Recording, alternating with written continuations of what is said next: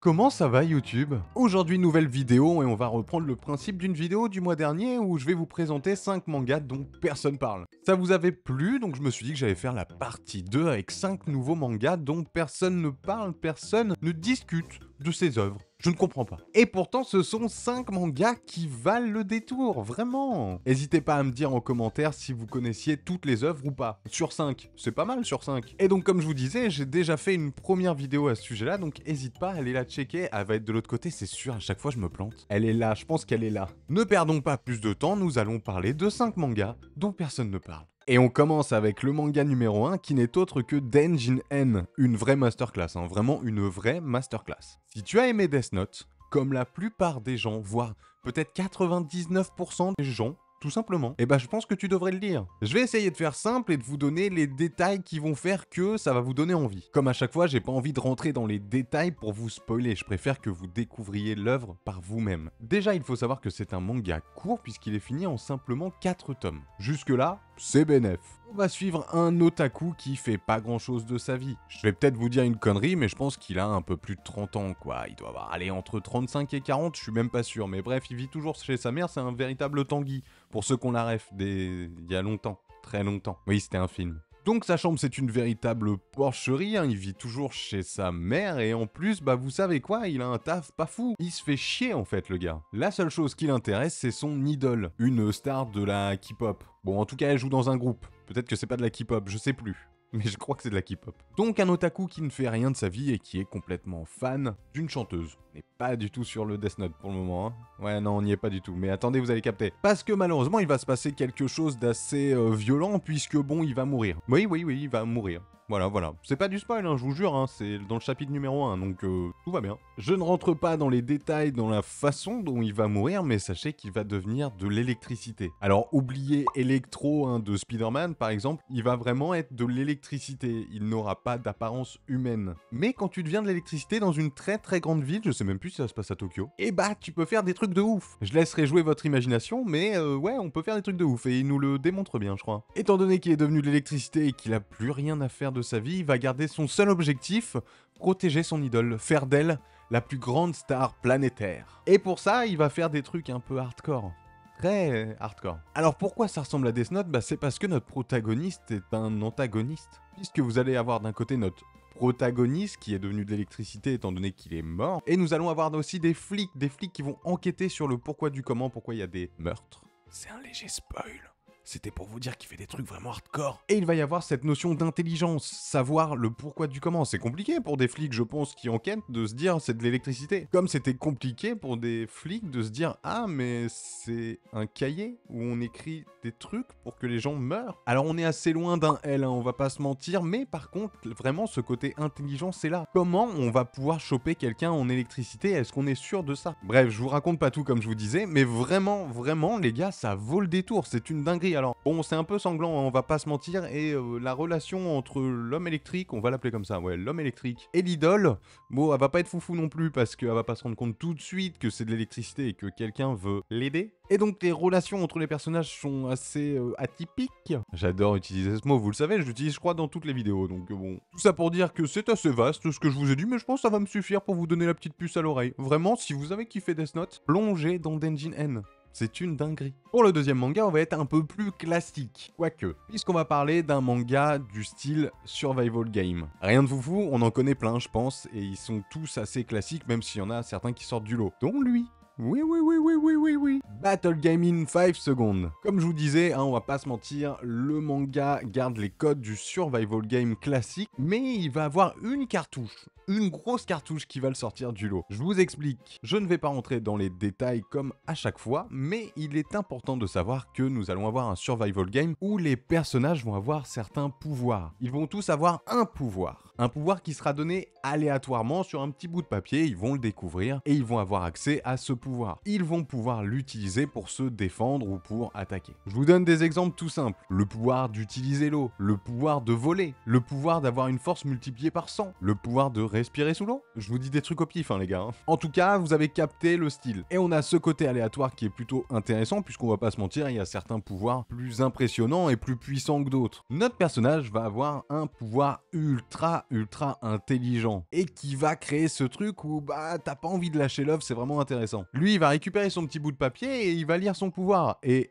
attention, je vous le dis comme c'est écrit, votre pouvoir est celui dont votre adversaire vous croit doté. Est-ce que vous avez capté ? Si tu as ce pouvoir et que moi je me dis que ton pouvoir c'est de voler, eh bah tu pourras voler. A l'inverse, si je me dis que ton pouvoir c'est faire des bulles, bah tu pourras faire des bulles. Et le côté intelligent, c'est que bah personne va devoir savoir que c'est ça son pouvoir, sinon bah c'est la merde, hein. Ils vont pouvoir imaginer des pouvoirs, J'ai utilisé plein de fois le mot pouvoir, je crois. C'est vraiment l'ennemi qui va créer la vraie personne, le vrai pouvoir qu'il va avoir, et c'est ultra intelligent, ça tourne beaucoup à ce niveau-là, ça tourne beaucoup autour de ça, et franchement, ça vaut le détour. Seul hic, j'avoue, c'est que bon, aujourd'hui, il y a énormément de tomes qui sont sortis et on n'a toujours pas la fin en France. Je vous avoue que je n'ai pas vérifié en VO si c'était terminé, mais il me semble pas. Mais de toute façon, on le sait, et c'est ce qui fait toujours un peu flipper, je trouve, avec les survival games, c'est que bon, il faut pas pousser l'histoire un peu trop loin, faut pas que ça parte en cacahuète. Comme à chaque fois, j'essaie de vous présenter des mangas qui peuvent plaire à tout le monde, donc on va être sur un peu plus tranquille, un peu plus mignon, ou presque. On va parler d'une romance qui n'est autre que 300 jours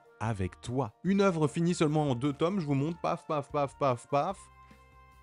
Les 2 tomes sont là. Et vraiment, c'est une dinguerie encore, c'est une dinguerie. C'est une romance où on va avoir notre protagoniste, notre héros qui va rencontrer une jeune fille. Jusque là, ça va. Et ils vont très rapidement se rapprocher. Tout va bien se passer, mais il faut que je vous donne le pouvoir de notre protagoniste, qui n'est autre que de voir au-dessus de la tête d'une personne le nombre de jours qui lui reste à vivre. Et malheureusement pour cette jeune demoiselle, il lui reste 300 jours. C'est pas énorme. C'est pas fou, bah, c'est même pas une année en fait. Ouais, c'est vraiment pas ouf, hein. Imaginez-vous à sa place de tomber amoureux ou amoureuse de quelqu'un et de savoir que dans 300 jours, c'est fini.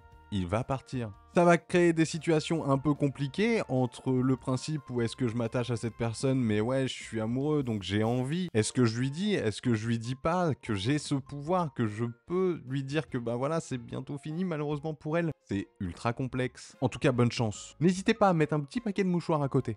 Ça peut aider, ça peut aider. En tout cas, sachez que les 2 tomes sont clairement suffisants et que l'histoire est vraiment très bonne et très bien écrite. On peut même être un peu retourné vers la fin. Mais je vous en dis pas plus, mais le tome 2, oui, il y a quelque chose. On arrive sur les 2 derniers mangas que je vais te présenter, mais avant ça, bah oui, n'hésite pas à t'abonner, c'est la meilleure récompense. On est bientôt 2000.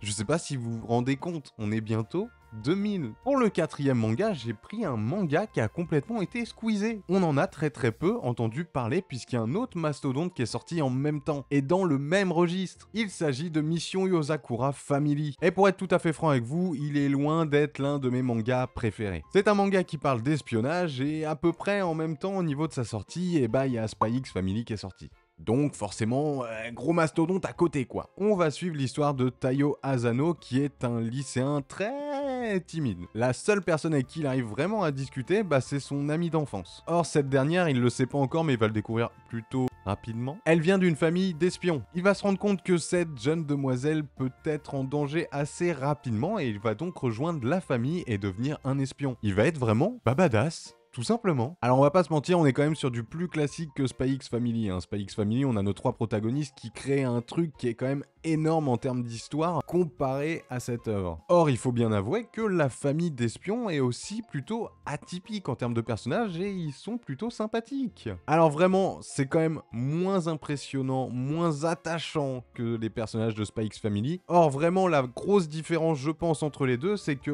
dans Mission Yozakura Family, ça avance. Le fil rouge, il avance. Que Spy X Family, ça rame, hein. On va pas se mentir, ça rame de fou. On va avoir nos personnages qui vont évoluer en termes de relations, en termes de puissance, puisqu'il veut vraiment devenir un espion hors pair. Et il y a tout un speech avec sa famille qui, bon, vont devoir aussi accepter notre protagoniste, mais ça, je vous laisserai le découvrir si jamais vous avez envie. Sachez tout de même que j'avais envie de rendre hommage à cette œuvre qui se fait bousculer par Spy X Family, alors que Spy X Family, selon moi, il est loin d'être parfait. On en reparlera très bientôt. Et alors là, on va parler du dernier manga. Et je vous avoue que c'est ultra compliqué de vous en parler sans spoiler. Alors c'est ce que je vais faire, mais je vais vraiment vous donner des petits bouts, des petits bouts, des petits bouts. Je vais rien pouvoir vous dire de foufou. Je vais essayer de faire en sorte de titiller votre curiosité. On va parler de Talentless. Bon, pour faire simple, vous imaginez les Avengers. Mais par contre, c'est des Avengers avec des petits jeunes et qui sont sur une île un peu d'entraînement. Ils sont vraiment mis de côté. Ils sont sur une île, ils sont au courant de rien. Ils sont juste au courant que ce sont des prodiges